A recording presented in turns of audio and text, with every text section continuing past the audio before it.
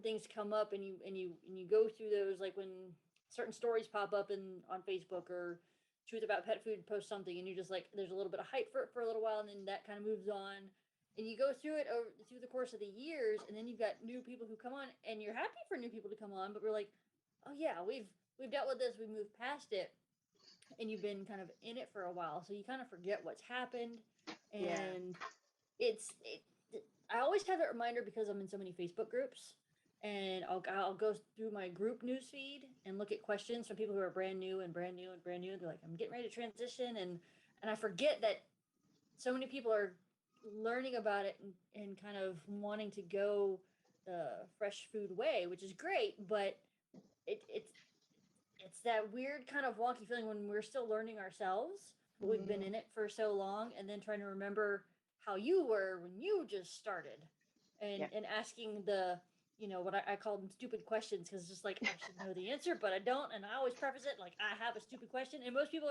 they kind of do the same thing. They're just like, forgive me, I don't know what I'm asking, but I'm just learning. So you have to appreciate that they're learning, but then you kind of remember where we are and how long we've been in it. So it's a lot of grace to be given, and but still, yeah, it's, I don't know the right term for it, but it's kind of like it's good, but it's weird at the same time. I know, and I think that's why I wanted to do this project, for so many reasons. Number one, because I love you as a human being. I think you're just awesome, and like I told you, you're like the closest bird mama I know. And in my heart, I wish I had like, whole, birds around me, but I can't right now because I think there'll be a massacre, if my cats and dogs got involved. Um, Yeah. but living through you vicariously through your life and what you share, um, it's something that I like you so much. I just want to spend more time with you. And you got an amazing brain. A lot of people might not realize this because you're so low profile, you're low key, but you're such an active supporter and actually one of the main volunteers for Dr. Karen Becker and Rodney Habib in the Inside Scoop. And as you said, you're like an admin for, oh, I don't know, how many groups are you an admin of? I have no idea. What is it?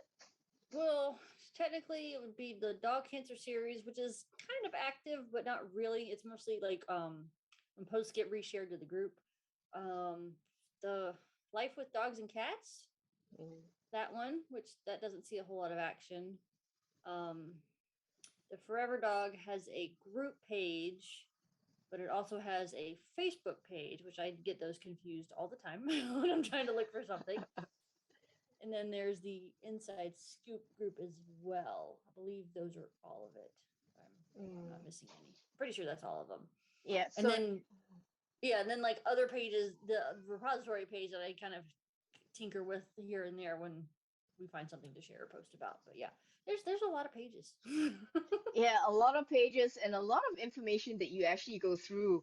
I think the main one, the crux, the center of the universe in that sense for our fresh feeding community is really the inside scoop. That's where things get generated out, in a way for, well, as the 2.0 pet parents, as we seem to call ourselves. Um, Yeah. And that has over 1,000 members in it now, I Holy think. crap. Wow. Yeah. Let me double check because I know last time I looked, I think it was, oh, wow, it jumped. Yeah, there's 2,100 members in there. Really? Yeah, and Wow. we were at 900 for like a while because it was like the first edition of Inside Scoop, and then we had Yep. to change, the whole group thing got changed around, so everybody had to Yep. like move over, and that was a struggle, to kind of tell everybody where to go. And we were at about just under 1,000 for quite a while, but yeah, it jumped up. I did not realize it jumped that high, but it did. So yeah, 2,000 members. Well, So I there's a think, lot of new people that are just joining. yeah, so that's probably thanks to the Forever Dog book, and all that marketing and publicity that the publishing company has been also, generating for the book as well, you know. So that's pretty cool. So I mean, like for me, it's a timing thing because I have listened on the audiobook like at least 4 times, probably more. I don't know. I've got a bit of OCD when it comes to listening to stuff. Um, but um, like I told you, my memory's a bit of a sieve sometimes. So like it goes in, it comes out, and then it might manifest and come out of the woodwork somehow when I need it, but to actually like remember everything chronologically is a bit of a blur for me. So I thought it's a timely thing because the book came out in September last year or like, October last October, I year. think it was. Yeah, it Yeah, was October. October last year. So I thought like, this is actually a great time to do this project to like do a spend time with my favorite bird mama and have a review on the Forever Dog as a project, and also to give back to the community, especially for a lot of the new pet parents out there who might have never heard of the book. They don't know if they want to spend the money on buying the book, you know. I love the book. The hardcover, I've got like two. I bought like several copies and I gave some away, and then I've got like two hard copies now, and I've got one that's signed by them, the authors, which I love, and I'm using it. It's right in front of me because I need their super, their spirit to channel through me, the power to give me that courage. But the audiobook,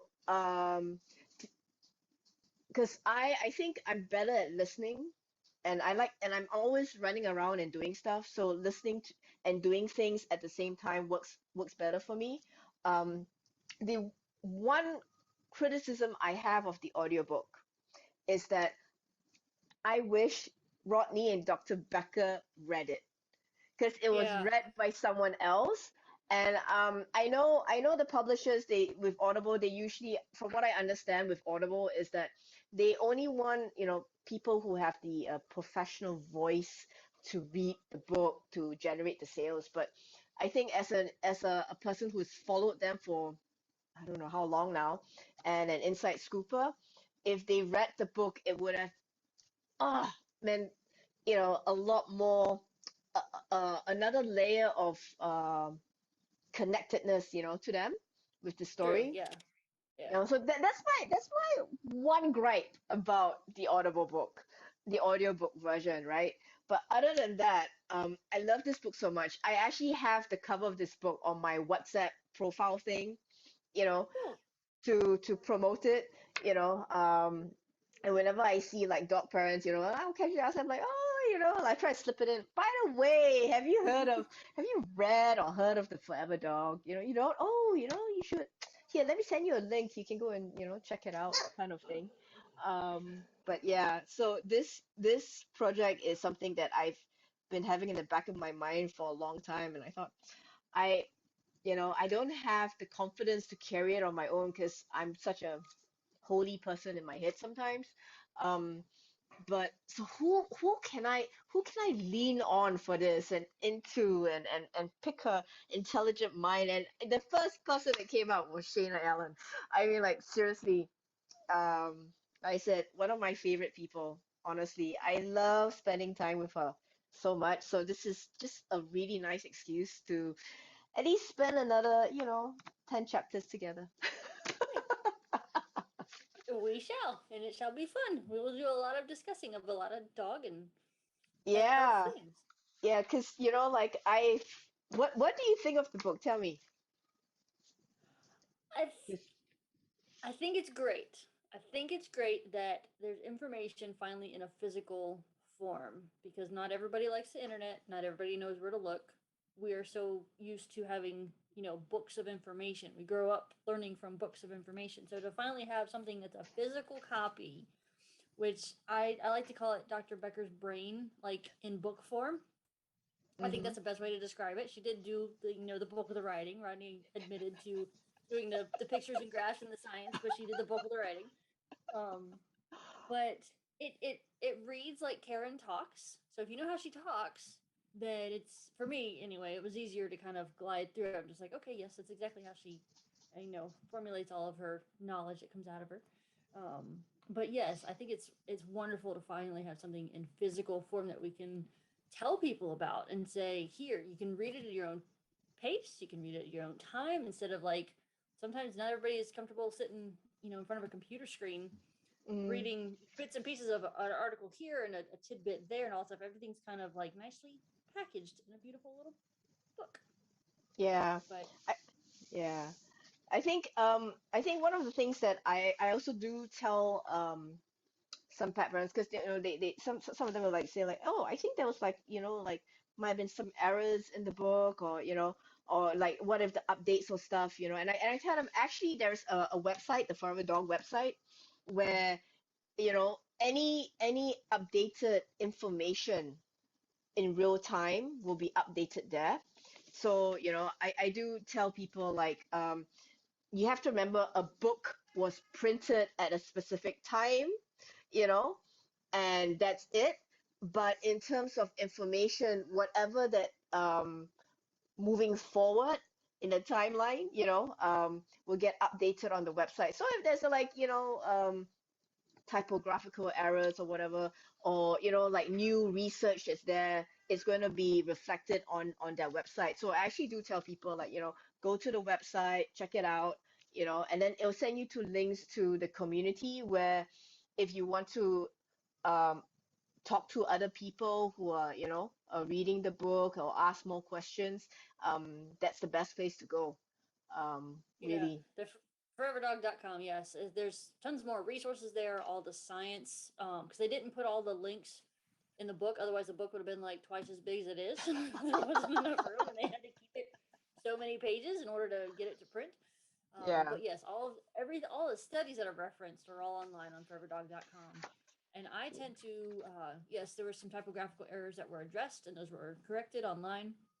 And there's also some great resources. There's extra PDFs, and I direct a lot of people to the recipes online, because a lot of people were looking for recipes in this book. And I believe there's only two. Yep. There's not very many.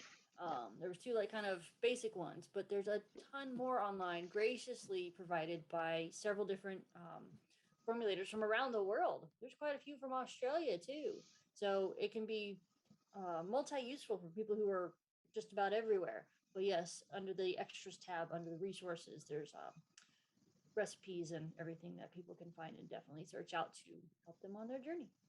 Yes, I remember page 242, because I've had to refer that longevity bone broth thing recipe to some pet parents, because it was their Ah, first time doing it. And I was like, okay, the book has a simple recipe. You can go for it. It's funny. So I had to look for it, and then I gave them the page number. So I remember it's 242. Even in my sleep now, I still remember it's 242. good for you. I know. See, some weird things stick in my brain sometimes when I don't realize it. Yeah, Uh, yeah. One thing I'll point out to kind of get started on this that sticks out with me is one of the first things I highlighted in my book was eat more. Sorry, I'm going to start that over. You can fix that. no, Where I'm is it? not. No, it was not eat more. I know I highlighted it. Now I don't know where I put it. I even got all my text. Was it in Just the intro? I think it's in the introduction. No wonder I'm looking in a completely wrong spot. okay. There Hold you on. go. Where There it is. I was in chapter 1 already. Yes, one of the first things I highlighted in this book, which I'm glad is the very in the beginning portion of it, in the introduction, is in bolded letters: is eat less, eat fresher, move more and more often. And that's one thing that I hope people take away from just right off the bat, is the eat less, eat fresher, and move more. It's a great sentence to kind of kick off the little light bulb moments that are going to come in the book. Yeah. Oh, that's actually a really good quote. And I think a lot of people don't realize it now or yet, is that this book is also going to help you, the pet owner. If you get into it, yeah, and your noggin's going to start, turning a bit after a while. You're going to realize that, hey, I can apply this to myself too.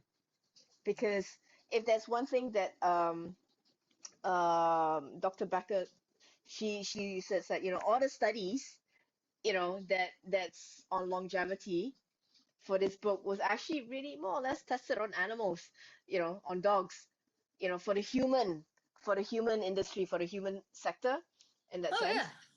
So it's like, yeah, so whatever I would say in general works for for your dog and cats, by the way, there's a lot of things that you can use for cats because I'm a bipedal pet owner, so I've You got are. cats and dogs, and let me say that, I have applied whatever I've learned from this book and following Dr. Becker and Rodney like all these years is that, whatever works for dogs, like I think, yeah, so long as it's not toxic or the big warning sign there, you can actually apply it to the cats, and not just cats, but I would say any companion animals in general. The philosophy is there, you know because what was your number one quote that you just said again?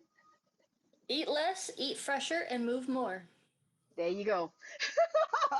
And I think if everyone followed that simple principle in life, I think we'll all be a lot healthier, you know Oh, yeah, it's definitely kind of like what's the word I'm looking for? It's a good kind of health quote, just all everything wrapped up into one. It's nice, simple, easily said, easily remembered. It's just literally eat. We don't need to eat such big portions. Neither do our animals. We need to eat fresher. We don't need to eat so much processed food or ultra processed food. And we do need to move more. Our animals need to get out and move. We need to get out and move. That's a lot of the foundational aspects of kind of being on the right path. yeah. Well, I would say this is an introduction to why they started the book as well. Mm-hmm. Because if you read the book, in case you don't know the background of Dr. Karen Becker and Rodney Habib, um, they it's because they were pet owners and dog owners themselves that, you know what they went through with their dog's health issues made them want to learn, and the more they learned, then they started to share, that information. So this is really, in essence, why we have the Forever Dog book, really, you know. I totally agree. And I think that's how a lot of people kind of got into it, Mm, is a lot of times you don't realize what you can do until you come across a problem. You have a mm, pet, you get it for the companionship or you love animals, and then somewhere along the line some adverse health event happens and you want to be able to do the best you can. And usually that first animal you don't really quite know what to do. We might be young when we have an animal, or it might be your first time having an animal, and you literally just you get it because they're cute and fuzzy and you hope you can do the best. But yeah, something goes terribly awry and you want to be able to do, and you're relying on veterinarians to help you through that process, whatever the adverse event is. Why did my dog get pancreatitis? Why did my dog get kidney disease? Why do they have these, lumps and bumps on them? Why do they keep getting yeasty ears? mm. Some, dogs do well. And then you have, you know, I'm one of those types when something goes wrong, I want to know why it went wrong. And I want to know what I can do better the next time. And I know there's a lot of us out there, and it kind of gets your wheels going and your gears grinding, and you learn and you want to look it up. Every adverse health event I experienced with my animals, I immediately ran to the computer and be like, let me look this up, let me understand the why. So if I understand the why, you kind of work through it a little bit easier. And I think that once you learn little bits and you have, something, either an adverse health event or, a tragic event with the loss of your dog from, cancer you didn't even know they could get, those light bulbs go off. And then you're like, okay, what can I do better the next time? How did I learn from this? How can I avoid this in the Yeah. next dog? And, hopefully learning from our mistakes. So I think that's a lot of it. Is it was a it's a kind of a giant compilation of learning from our mistakes and then trying to do better and prevent those mistakes from happening again. Yeah, because I think a lot of people who become first-time pet parents or pet owners, like you said, they're accidental pet owners sometimes, or like they're cute and fuzzy, but they were not prepared Mm-hmm. for the responsibility, or the expectations were not met. They had an idealistic idea of what it meant to be a pet owner, like fluffy dog. You watch the movies and you think Lassie, that's it, and unfortunately reality is that crap happens, literally. Mm-hmm. Crap happens, and what are you going to do with that crap, and how are you going to manage that crap, literally, as well, you know So like for me, my very first pet that I adopted as a consenting adult was a cat. And I even, I didn't even really think I wanted her, but she just came into my life as a kitten. And the first thing was that she was injured.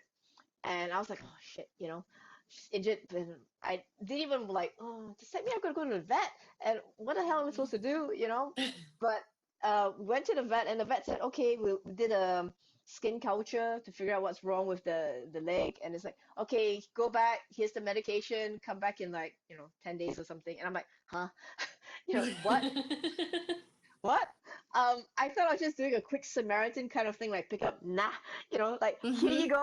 But the vet said, no, here you go back. You're not dumping the animal on me. Take it back. I'm like, you know. So I honestly became an accidental pet owner, quite reluctantly at first.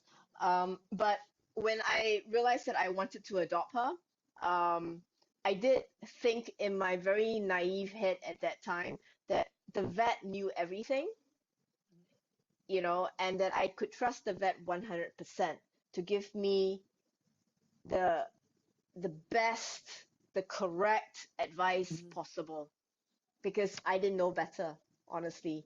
So, my vet, and I'm not saying anything bad about my first vet, because I think she represents all vets in general. They become a vet because they love animals, and they're doing their best, but she's a conventionally trained vet, you know. And from her perspective, annual vaccinations was the way to go. So I vaccinated my first cat for the first 5 years of her life. And I started her with prescription diet, processed food, dry food, and she started having like problems, health issues, and vomiting. And then the vet said, well, maybe let's try wet and maybe not seafood, maybe, trying to like filter things out from the conventional way of doing things. So for many, many years, she was on, we tried all sorts of wet canned food, because we tried to really get her off the dry. And I tell you, I was a 24/7 dry buffet supplier. You know Yeah. that I mean, like I didn't know better, really. Yeah. I thought, Yeah. and the kitten just kept making so much noise, and I said, shut up, go to bed. Here, yeah, here's the food. Leave me alone. Mama, Yeah. I need to sleep. Can't do everything with you. Yeah, that's the story for millions of pet parents out there. Millions. Yeah, They do the so same thing. Yeah. so I did. When I look back now, the number one thing I did was I put out a dish 24/7 of dry food for my cat. And she ate like that, and she got addicted to it. But when I realized that I had to switch it out, it was a struggle. Oh, I It was a bet. real struggle, because she was a kitty crack addict at that point in time. You know, and trying to get her to, suddenly I was like reading, I'm like, oh, what, Thai meals, what the hell is that? Oh, okay. All right, let's try it. And it was very painful, the transition, because she ate whenever she wanted. And yeah, so I did everything I would say you shouldn't really in the beginning as a pet owner. And one thing I want to share with all new pet owners today is that it's okay. Whatever you're doing is really, it's not your fault, because you just don't know better. We all start with zero knowledge. And like monkey see, monkey do as children, you don't know. You just follow whatever that's around you, and until you find an alternative answer, like what Shana was saying, like something goes wrong and you're trying to figure it out. If one way, two ways is not working, you sort of dig around and ask around to find for an alternative answer. And that's how you become a better pet owner as well. So really, the Forever Dog book is like, it's like a collection of fuck ups, because we know Yeah. better. Yeah, Because we we know know better. better. Yeah, Yeah, it and definitely is. I believe they said that. They're like, this is what we learn from our experience, so that hopefully does not get repeated down the line. And you the book can arm a lot of pet parents and pet owners, pet guardians with this information. Like this is what we did, this is what we screwed up on, and this is how you can try to prevent it and Yeah. not go through so much agony Yeah. that earlier pet owners went through, and get your pet to live longer and not have so much disease and destruction over the course of the life. Yeah. Yeah. So one of the things that I try very hard, and it's difficult because as our knowledge improves, we sometimes forget where we started sometimes, you know. There's a big jump in what we know, and sometimes like my ego gets a bit big, and I'm like, oh no, you should do this, do this, do this, and then I always forget that, like, hey, when I started out as a pet parent, I really didn't know better. And suddenly you're coming with me with all this information, and it's like a huge overwhelm. And then Oh yeah. some people just get really like scared, you know, by all this information. But this book, which I love, is that they have done their best to break it down into, I think, as bite-sized as possible, Mhm. um, in terms of the theme of the forever dog, like what are the main um factors or conditions you should look out for, and it's Yeah. not just about food. The forever dog, I mean, like a lot of us in the fresh feeding community, we always obsess about what you're feeding and stuff, but to be honest, that's only a small there's only like a part of your animal's life. Just like you as a human being, you're only eating just for a couple of hours a day.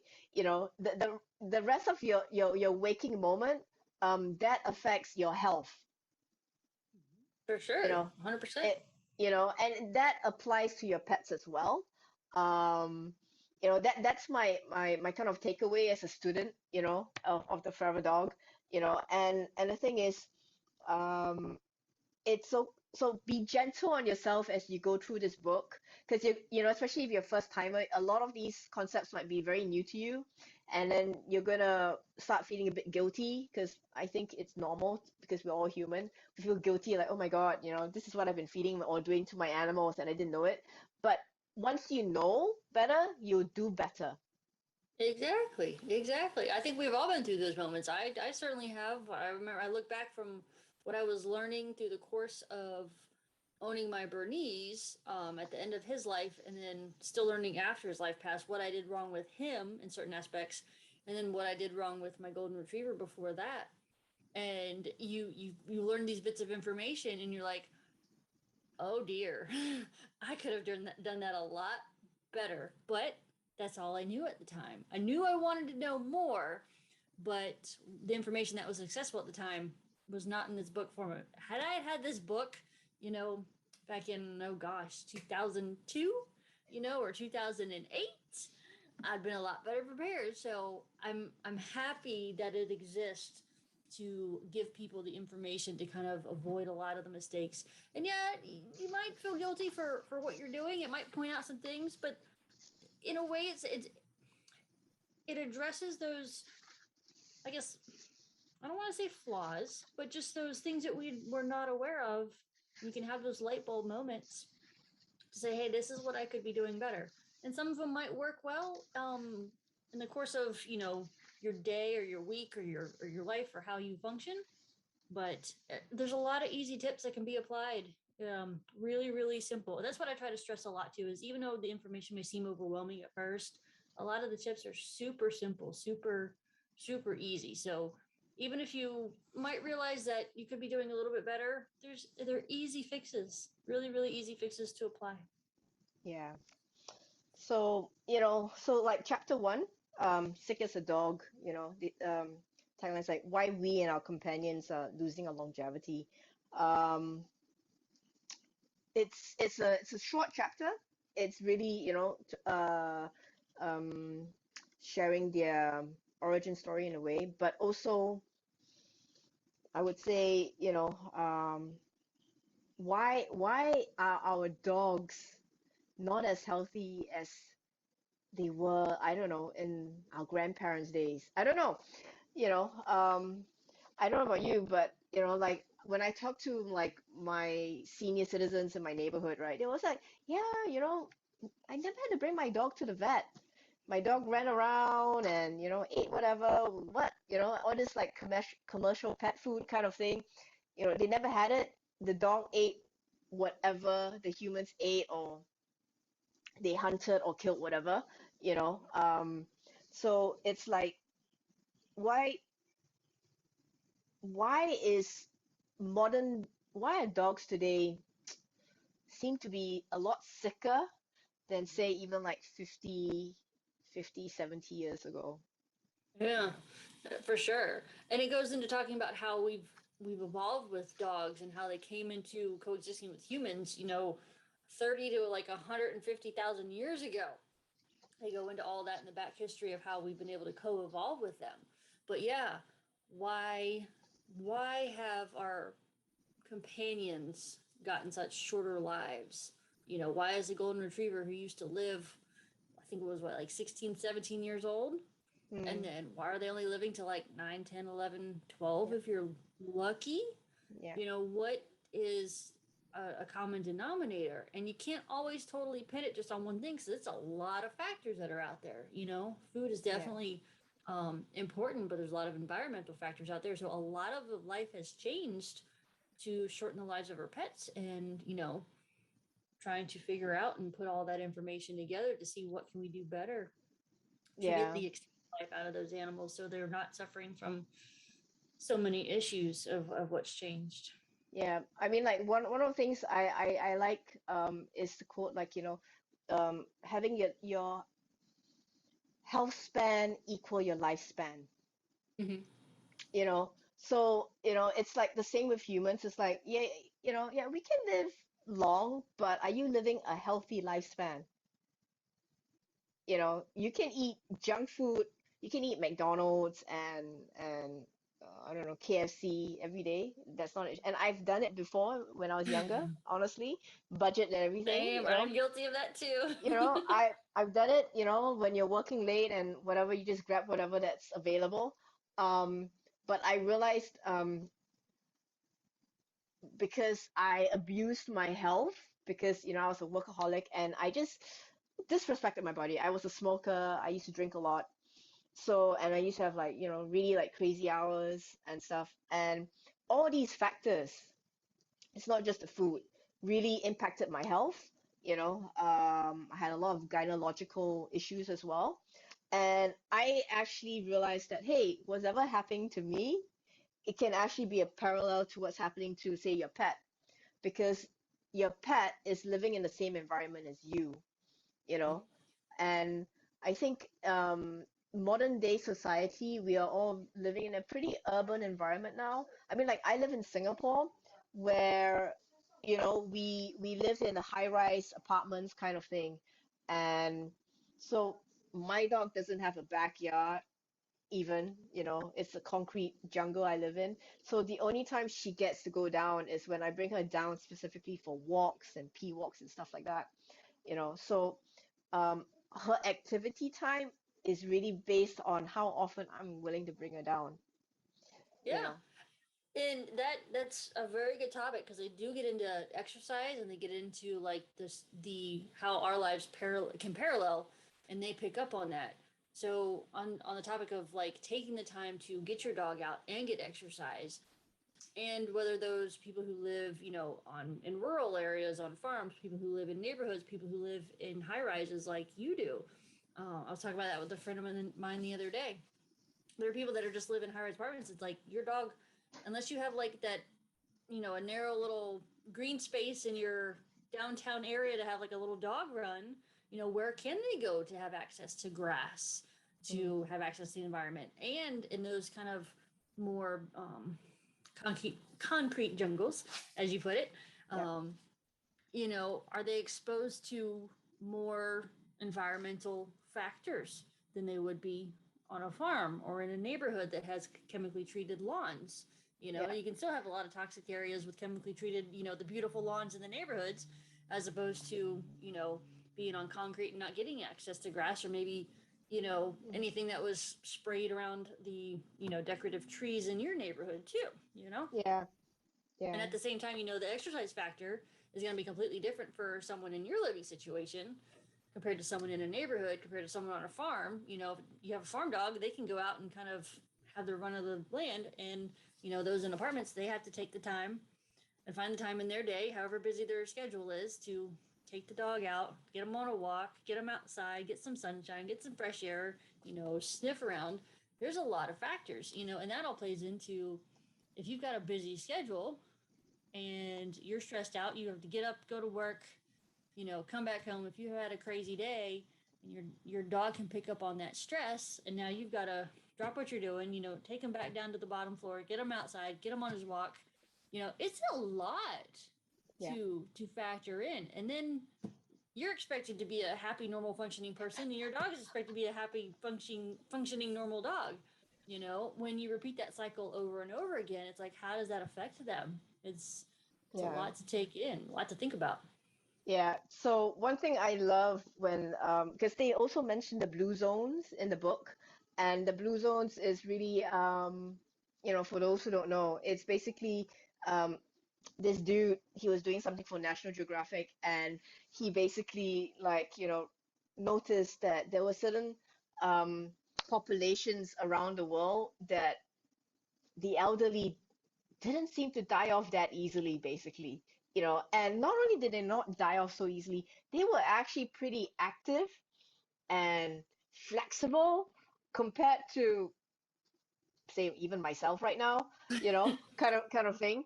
Um, so it really is, looking at your lifestyle at the end of the day, because don't forget, whatever your dog's going through, it is a mirror reflection on what you are going through in life.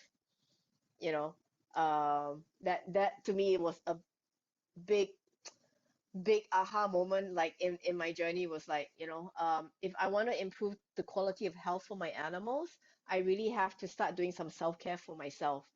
you Mm. know so that was so reading this book became a lot easier as well, because when you understand that correlation, that link, it it it becomes a lot easier you know For sure, for sure. They definitely mentioned that early on in the book about taking care of yourself is one of the best things you can do to kind of keep yourself as low stress as you can, and that will equate to, kind of keeping everybody in the household calm as well. And also, I know it talks about when even if you've had a stressful day at work and you come home and you walk in the door and you think you're good and you're just like, all right, I'm over it.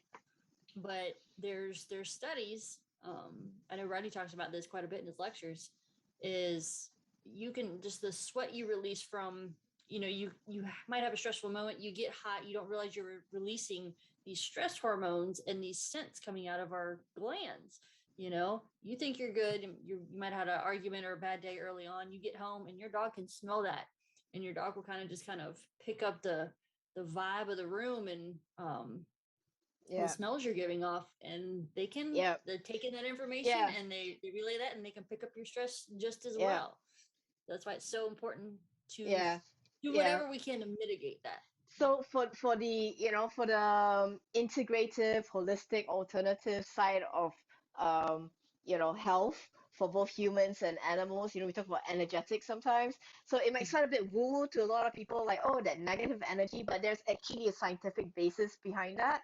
That it is the sweat, when you're stressed, your cortisol levels go up, your stress hormones go up, and you actually emit a certain smell, a scent coming out of your skin. You don't know it, but your animals can smell it, like dogs and cats and birds. I mean, like, really, animals are like so blessed because they don't have this ego thing like humans where, we filter too much, we think too much with our left brain, right brain kind of thing.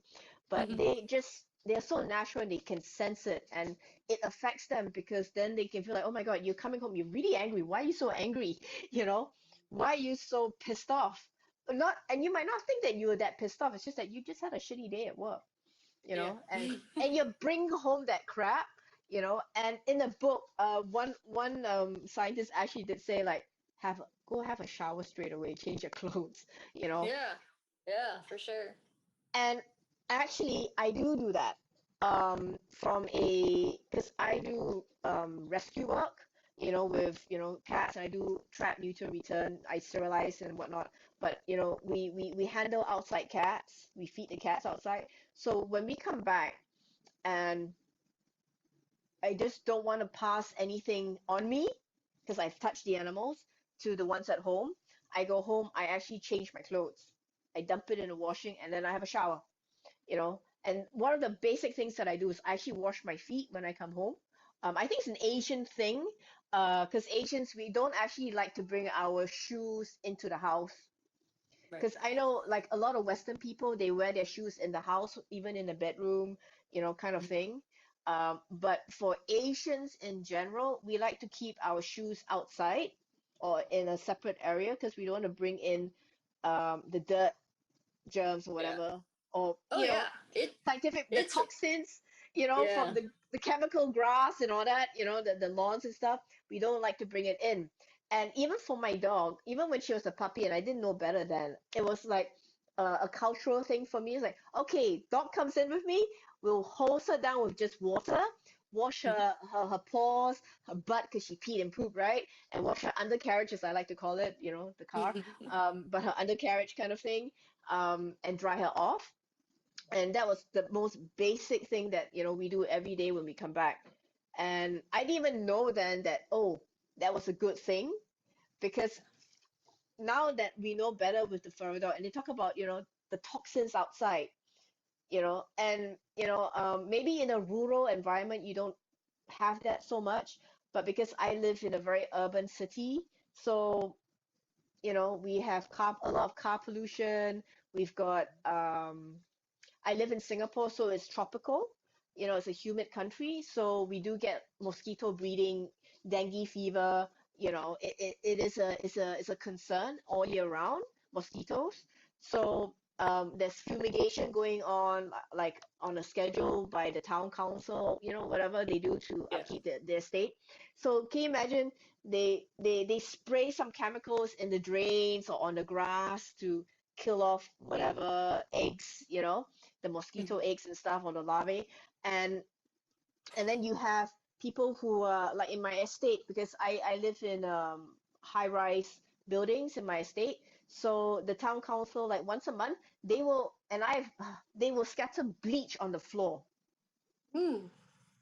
because they are preparing to wash the floor with bleach. So they use like a jet spray and they go shh Oh everywhere yeah. to clean the estate, right? Because that's the easiest way. But the bleach sometimes is on the floor for a couple of days before the cleaners get to spray. So it's not done immediately. It's like, okay, let's prep for the work. So they put bleach everywhere, on walkways and stuff. So it's like your dogs, your cats, the community cats, they walk on it. Sometimes we can tell when they get a bit sick, so we actually give them milk thistle, Nice. in their food. For my dog as well, she gets dandelion in her food. Um, and that's the thing, like when you live in a city environment, there's a lot of crap. Not just talking about chewing gum or, spit on the floor, urine on the floor, but there are toxins everywhere you go, um, outside, and we are outside a lot of the time. So we will actually have all that stuff on us as well, you know. So yeah. Yeah, that's a very important thing. I believe it is in the first chapter where they talk about, having an area that's too clean. That Mm, we grow up thinking that clean is great and clean is good, and to a point it is. But being too clean can almost be too toxic, because correct. the chemicals you're using to clean with sometimes aren't Yes. always the safest things. They're walking on these chemicals, whether it be grass or on a floor that's just been, treated with whatever.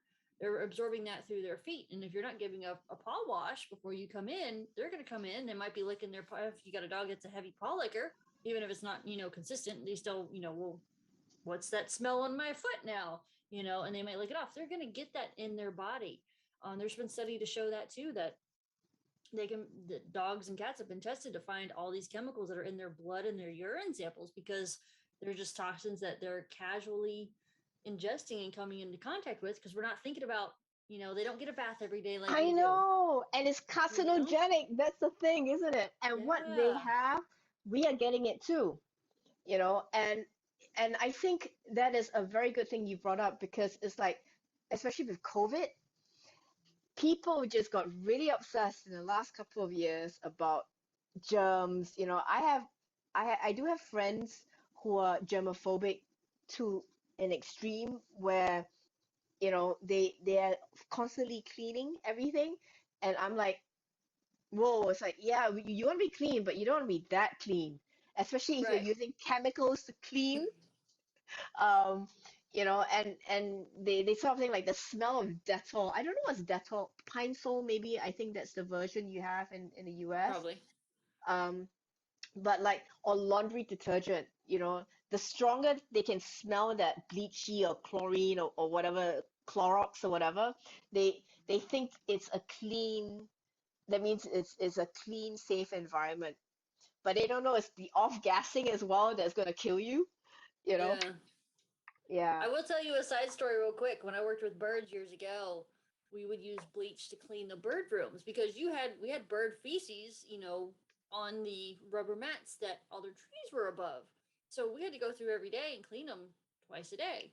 And I know the smell of bleach very well. I have burned my nose hairs very well. And you're just like, oh, it smells so strong. It's doing its job, not realizing that you're inhaling that.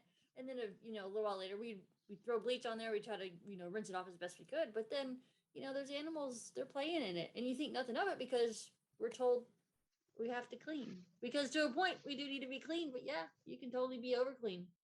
Yeah. And I think one of the things that, I took away was that do try and find greener, cleaner, um, in chemical, greener, non-toxic cleaning products, you know, um, that would help, to improve the situation. Because we have to remember that our animals are not wearing clothes or shoes like like us. And I mean, like birds especially, they're so small. So can you imagine what we think is just a smell will be like a lot stronger for them, and Oh, yeah. it will literally kill them, you Yeah. know. And you think So dogs can smell? Their receptors are what 10,000 times stronger than ours, I believe it is. mm, It's a super. They've got super smeller noses, way yeah, better than we do. So yeah. if our cleaner smells strong to us, it's definitely strong to our dogs and cats. Yeah, and cats, they love, I mean, like, ask any cat owner, they like to lie in our laundry basket, or the wardrobe with all the clothes in. So can you imagine, like, if you're using really strong laundry detergent and then the fabric softeners and whatever, they're actually absorbing it into their body, into their bloodstream, you know just by being there. Yeah. So yeah, it was, yeah, it was like, a lot of light bulb moments for me, in my journey. But yeah, so I don't know. Stress can kill you. So, and it can And kill the dog. It can kill the animals too. yeah. So, mm, One other topic I think is good early on in the book is about the fact that, changing gears a little bit, is dogs do not have a carbohydrate requirement. mm, A lot of people don't realize that, and it's not something we think about. yep, And I love this sentence here. It says dogs do not have a carbohydrate requirement, and the average bag of grain based food is often more than 50% carbs, largely from insulin raising corn or potatoes. A lot of conventional pet food has corn listed as the first ingredient or very early on in the ingredient panel. So not only do a lot of newer pet parents may not know to read the ingredient labels, they don't realize how much carbs are in the food, what yep, causes it, um, and how the obesity epidemic is happening for a lot of our pets. So not only are we kind of toxifying them with chemicals, we're also adding to their metabolic health rate by not understanding what their body requires. And I think that's the hard part to kind of come to a little bit of a learning moment of, is when you get these animals, is how do you take care of them kind of peacefully and smoothly, keeping them as healthy as possible, and then also coming like a part-time nutritionist at the same time when you're not prepared to become a part-time nutritionist, and just learning these little, but then I love these little nuggets of information. Mm. When I learned that dogs really shouldn't be eating as many carbs. Carbs are good; they do have their place, but they shouldn't be ingesting 50, 60, 70% carbs of their diet, and that is also equating to a shorter Yeah, lifespan and health especially span as well. ultra processed carbohydrates. You know, Yes. that was like a huge learning curve for me.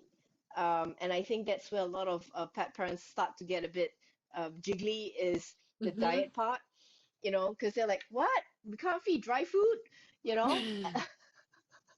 But dry food is unfortunately the cheapest food on the market. Well, I mean, there's expensive dry food, but I would say from beginner pet parent, is say you're starting out, and you're on a tight budget. Um, and I'm also, I was like one of those pet parents before, is that, oh, what's a cheap good food that I can feed, and that Yeah. made me a good pet parent, but it's within my budget. So dry food, there is no nice way to say this, but there's no such thing as a really good dry food. I don't know. I don't know. I think now the market, they're making some less ultra processed dry food, right?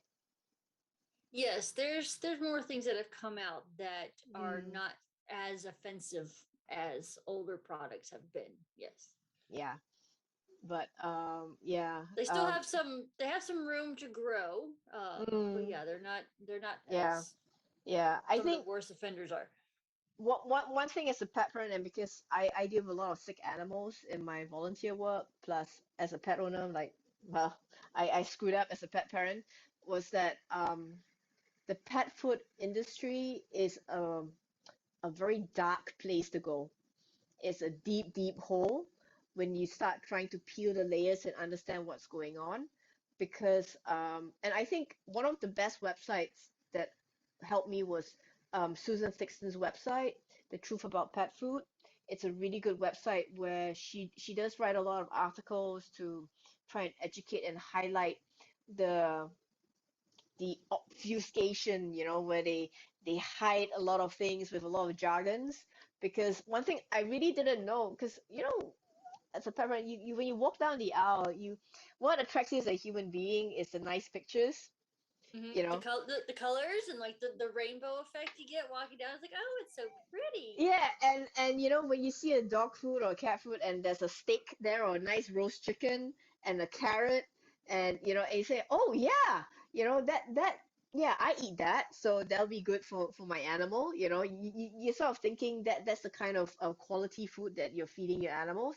Um, but I never really looked at the ingredients because number one, the back of the bag is usually really like small word prints, and the older you are, younger people have better eyesight because you don't have that thing as you grow older. But I need reading glasses now, and tiny print doesn't work for me anymore, you know. But if when I started to look at the ingredients, I realized I did not understand any word of it, you know.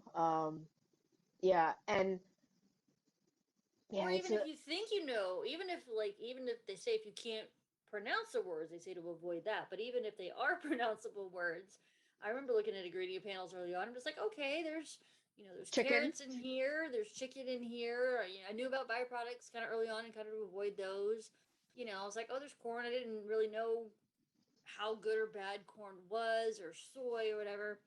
And then you see down towards the bottom, like, oh, there's apples or blueberries or whatever is on the front of the packaging, but it's Mm, on the bottom of the list. And until you learn how the order of the list goes, which I love that Susan talks about quite a bit, and Karen and Rodney talk about as well, they call it the salt divider. Anything after the salts listed in the ingredient panel, there's usually minuscule amounts of it. So you might get those pretty blueberries and um, carrots yeah, and corn and green beans on the front of the package, but there's not a whole lot what's yeah. actually in the food. So there's different stages of understanding that ingredient label and understanding the packaging. And that's a complete rabbit hole to go down into. And I think Yeah, that that's a overwhelms whole people. course on its own.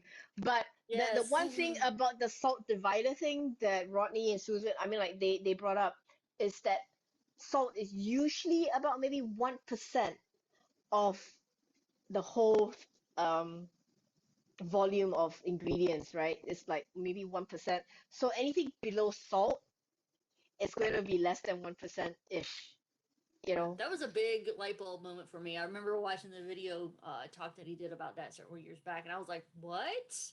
Mm. What is this sorcery going on?" So yeah, that was like I said. You can think you know ingredient panels, or you might hear about reading ingredient panels, and you think you know what's going on, but until you kind of really get down in Mm. that wormhole, it's a whole nother ball game when you realize what is actually Yeah, in the and food, how and many even carbs are in the food.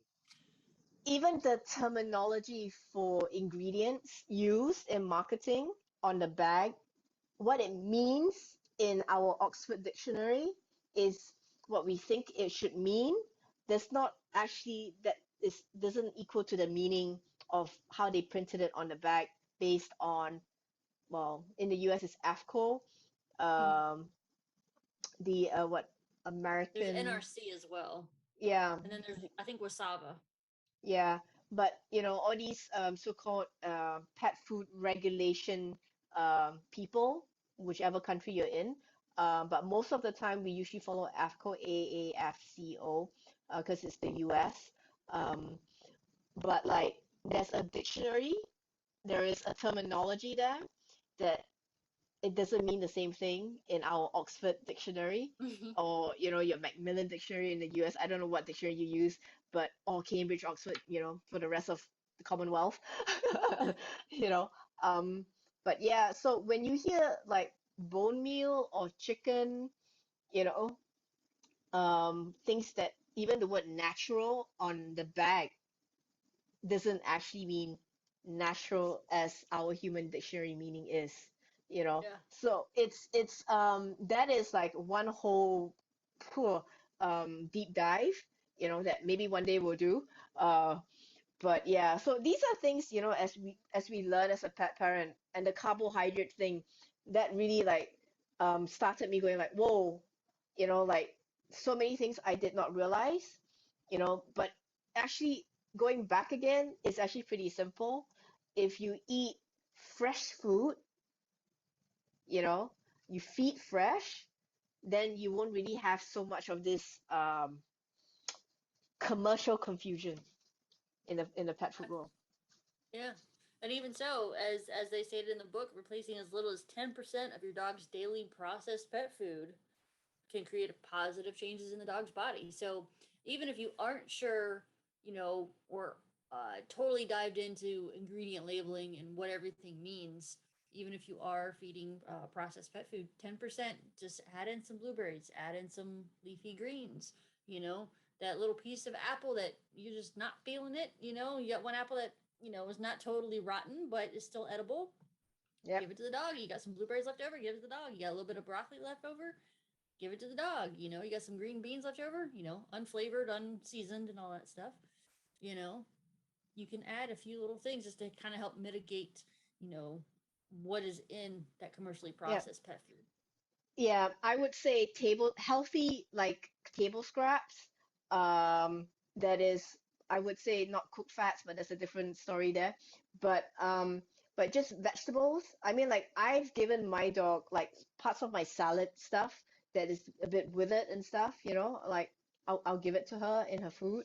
I might blend it or whatever, depends. But you know, um, that that 10-20% increase of fresh vegetables, fruits and veg makes a huge difference to your processed diet Oh for yeah, your dog. yeah, And because those and those nutrients are still live in mm, processed pet food. I think it's later on in the book, but they talk about how many times it's cooked, and those mm, nutrients are not live anymore. So if you're adding real live, like a carrot you got from the grocery store a couple days ago, a blueberry you just got, maybe some strawberries you just got, that's still live food that has more yeah, nutrients in it than a little burnt brown piece of kibble. yeah. And I was like, explain to like pet parents, like, think of a bag of kibble like eating a box of cornflakes, you know, for humans.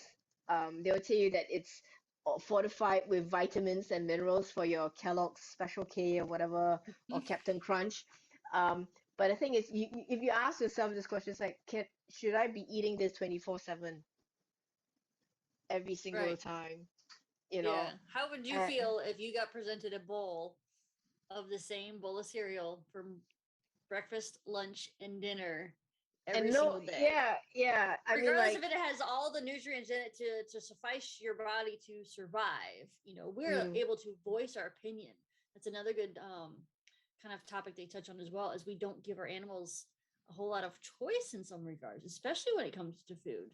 mm, If I was your caretaker and I said whether you like it or not, even though you can tell me as a human what you like and what you don't like, our dogs and cats can't. You say, here's a bowl of cereal, here's a bowl of cereal, here's a bowl of cereal. And at some point, some dogs will be like, they back away, they're not touching it. But a lot of times they're happy to eat because it's food. You're starving, you're yep, gonna eat it.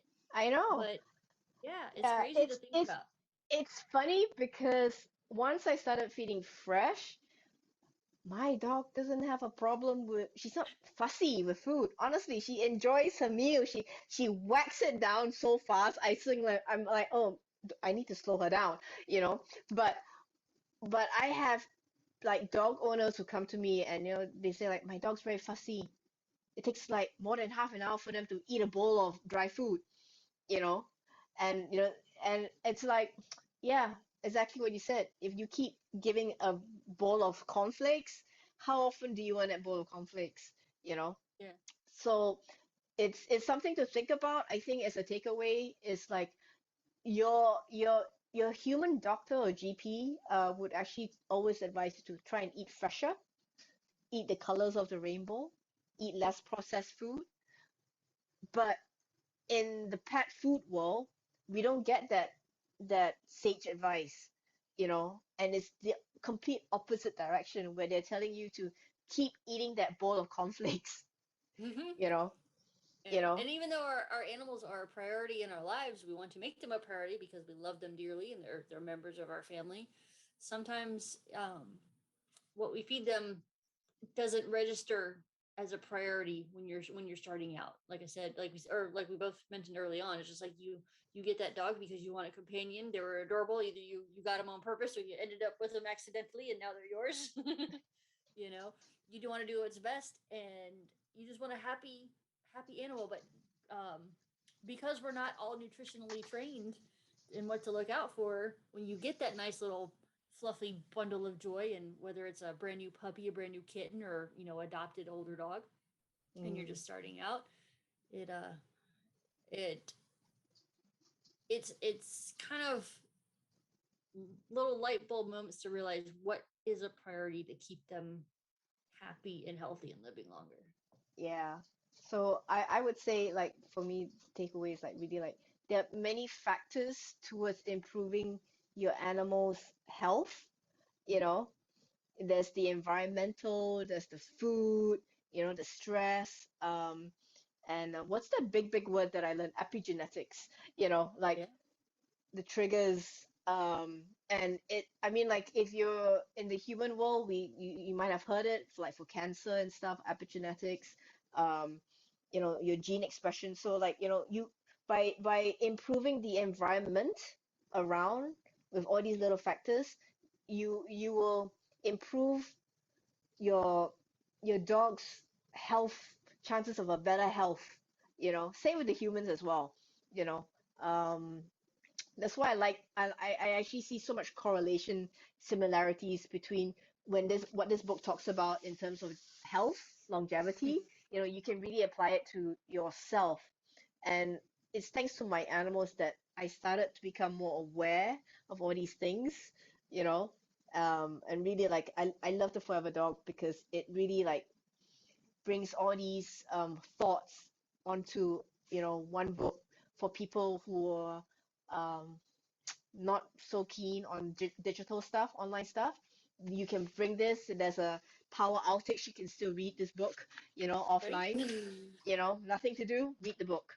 So yeah, so this is yeah, this was like wow, we've talked for what, almost an hour Yes. on this, but yeah. So I hope, you guys enjoyed this first episode, you know, for us to start sharing our thoughts on this book, man. We can do a lot more, but I think it's quite late for Shayna as well. What time is it over there for you? It's 11 o'clock, so I'm still Yeah, awake though. yeah, yeah, but the girl has to go to work I tomorrow. do. Yeah. So I really want to thank Shayna for sticking out with me and humoring me with this project to help me with this project because like I said, don't you think she's got an amazing brain? She's got all this information. So that's what I love about her, you know. So yeah, this is this is great. Thank you. Yes, it's been quite enjoyable. Thank Yeah. you. Wow, I'm so thankful and grateful that you took the time to listen to this podcast. It would mean the world to me if you could subscribe, download, rate, review, and share this with others whom you care about that may enjoy it as well. Thank you, and remember to be kind to yourself and others. Have a awesome day, everyone.